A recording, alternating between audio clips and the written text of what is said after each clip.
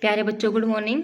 हम 7th class की Hindi medium science में 8th चैप्टर कर रहे हैं, जिसका नाम है चक्रवात, तूफान और पवन, तूफान और चक्रवात। इसमें हम कर रहे थे गर्म मानसून हवाएं अपने साथ जलवाष्प लाती हैं, जिनसे वर्षा होती है। ठीक है। और हमारे देश में जो कृषि है वो खासकर वर्षा पर निर्भर करती है।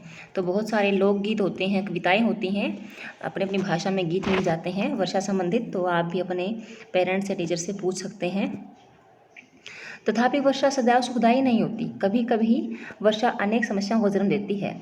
क्या आप कुछ समस्याओं को बता सकते हैं, या फिर अपने पेरेंट्स से बात करके इस बारे में पूछें कि वर्षा से कौन कौन सी परिस्थितियाँ पैदा हो सकती हैं, जिनसे कभी कभी आपदाएं आती हैं। ऐसी प्राकृतिक परिघटनाएं हैं, इनसे मनुष्य, जंतुओं, पादपों के जीवन के लिए संकट खड़ा हो जाता है। आइए हम ऐसी दो घटनाओं जैसे तड़ित झंझा और चक्रवात का अध्ययन करें। तड़ित झंझा और चक्रवात। तड़ित झंझा भारत जैसे गर्म, आर्द्र, उष्णकटिबंधीय क्षेत्रों में अक्सर विकसित होते रहते हैं।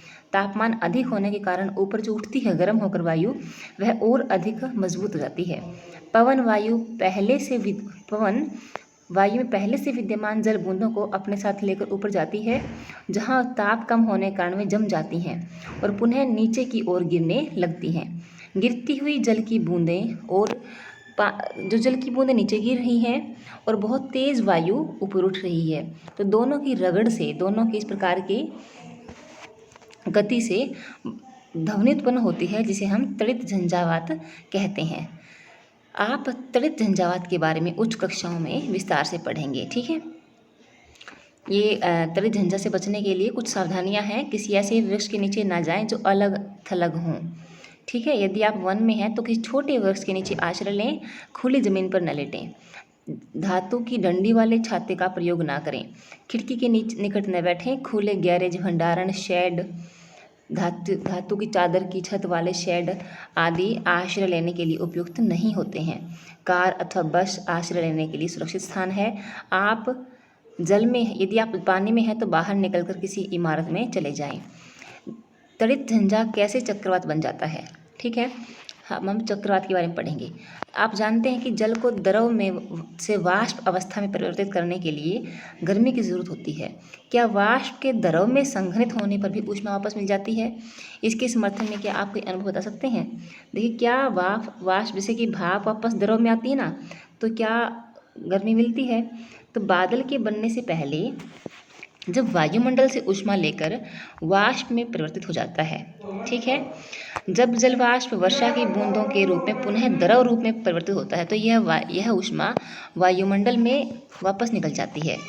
निर्मुक्त होने वाली ऊष्मा से आसपास की वायु गर्म हो जाती है। इस प्रकार गर्म वायु ऊपर की ओर उठती है, जिससे वायु दाब कम हो जाता है। फलस्वरूप तड़ित झंझा के केंद्र की ओर उच्च वेग की अधिक वायु गति करने लगती है। फलस्वरूप तड़ित झंझा के केंद्र की ओर उच्च वेग की अधिक वायु गति करने लगती है। इस चक्र की पुनरावृत्ति अनेक बार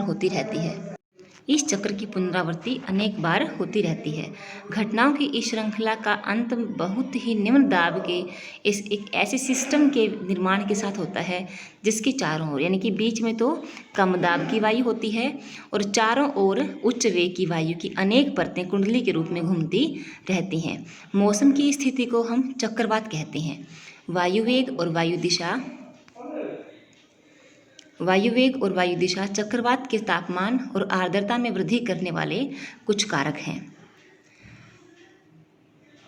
वायु वेग और वायु दिशा चक्रवात के तापमान और आर्द्रता में वृद्धि करने वाले कुछ कारक हैं। जैसे मान लीजिए वायु का वेग बहुत अधिक है ना, तो गति करते हुए उसका तापमान बढ़ सकता है। ठीक है। तो इस प्रकार ये देखिए, किसी चक्रवात का केंद्र शांत सेंटर दिख रहा है, शांत क्षेत्र होता है। इसे झंझा का नेत्र कहते हैं। देखो नीचे का नेत्र आई।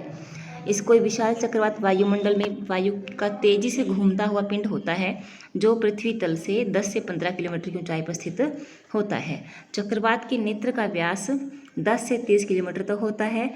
यह बादलों से मुक्त क्षेत्र होता है और इसमें पवन का वेग कम से कम होता है, न्यून होता है। इस शांत और स्पष्ट नेत्र के चारों ओर लगभग 150 किलोमीटर आमाप का बादल का क्षेत्र होता है। इस क्षेत्र में उच्च वेग की पवन और सघन वर्षा वाले घने बादल होते हैं।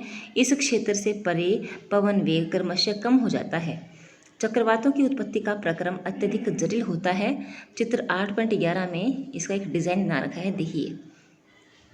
यानी कि नीचे से वायु ऊपर उठती है, गर्म होकर ऊपर उठती है, बीच में जो है वायु का दाब कम है और साइड्स में वायु का दाब बहुत ज़्यादा है। और वस्तु अगर मान लीजिए कोई आती है ना, नेत्र में आती है, तो कोई वस्तु है वो आएगी ना, तो कम वायु दाब होने के कारण ऊपर उठेगी वो, और ऊपर उठ के बाहर की ओर गिरेगी। ठीक है, आगे देखिए, चक्रवातों द्वारा होने वाला विनाश। चक्रवात काफ़ी विनाशकारी हो सकते हैं। तेज पवन जो होती है समुद्र के जल को तटों की ओर धकेलती है, भले ही चक्रवात तट से सैकड़ों किलोमीटर दूर हों। ये चक्रवात के आगमन के पूर्व संकेत होते हैं। पवन द्वारा उत्पन्न होने वाली जल की लहरें इतनी शक्तिशाली होती हैं कि उनके आघात से कोई भी व्यक्ति बच नहीं सकता है। चक्रवात के नेत्र में निम्न दाब होने के कारण केंद्र में जल सतह उच्च स्तर तक उठ जाता, काफ़ी ऊंचाई तक उठ जाता पानी। ठीक है, उठता जल 3 से 12 मीटर की ऊंचाई तक उठ सकता है। ऐसा लगता है मानो जल की दीवार तट की ओर बढ़ती आ रही है। इसके परिणाम स्वरूप समुद्र का पानी कम ऊंचाई पर स्थित तटीय क्षेत्रों में प्रवेश कर जाता है। इससे जीवन और संपत्ति की अपार हानि होती है, गंभीर हानि होती है। यह पानी मृदा की उर्वरता को भी कम, क्योंकि पानी है, मृदा की उपजाऊ परत को, ऊपर वाली परत को उड़ा के ले जाएगा। ठीक है ना, तो मृदा की उपजाऊपन कम हो जाएगा। चक्रवात के तट को पार करते समय होने वाली लगातार वर्षा बाढ़ की स्थिति को और भयावह बना देती है। यानी कि चक्रवात जब तट को पार कर रहा होता है और साथ में बारिश के कारण जो बाढ़ आती है, ठीक है ना, तो बाढ़ से बारिश आती है या बाढ़ होती है, तो मतलब उससे स्थिति और भी बुरी हो जाती है। चक्रवात के कारण समुद्र में जल की ऊपर उठती विशाल लहरें चित्र 8.13 में दिखा रखी हैं। चित्र 8.14 में दिखा रखा है। चक्रवात को विश्व के विभिन्न भागों में भिन्न भिन्न नामों से जाना जाता है। अमेरिकी महाद्वीप में इसे हरिकेन कहते हैं, फिलीपींस और जापान में यह टाइफून कहलाता है। ठीक है, ये अन्य नाम है, पूछ सकते हैं कि अमेरिकी महाद्वीप में से क्या कहते हैं और फिलीपींस और जापान में से टाइफून कहते हैं। ठीक है बेटा, तो आगे हम अगले लेक्चर में करेंगे। इस लेक्चर में इतना ही बेटा। तो इसी के साथ थैंक यू, फिर मिलेंगे। All the best.